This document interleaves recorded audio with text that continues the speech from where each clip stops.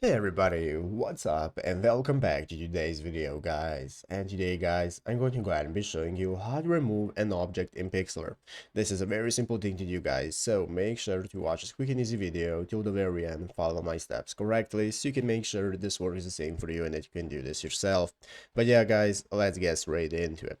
So the first thing you want to do is go ahead and open up the official Pixlr website right here, pixlr.com if you haven't already. And after opening it up, you'll be greeted by this home page right here, which is the main page of Pixlr, where we can get started with logging into your account. So in the upper right corner right here, we can get started with logging in. And if you do not already have an account, just go and create a new one. And after logging in, you'll be greeted by this main page right here, which is the home page where we can get started with opening up our photo editor. So let's go ahead and open up the photo editor right here. And after opening it up, it's going to open up this new menu page where we can get started with opening up the image that we want to edit and remove an object from. So I have my image already ready right here. So you can see, let's say I want to either remove the background from here or I just want to remove the flamingo and so on.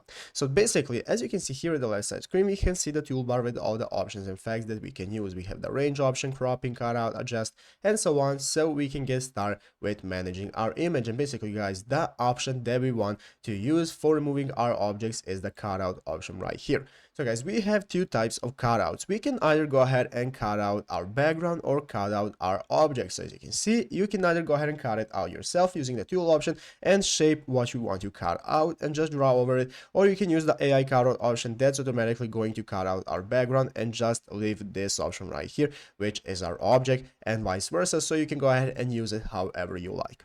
But yeah guys, basically that is how to do it. So I hope this video was helpful. If it was, make sure to leave a like, subscribe to the channel. So you guys, thanks for watching, take care, and bye.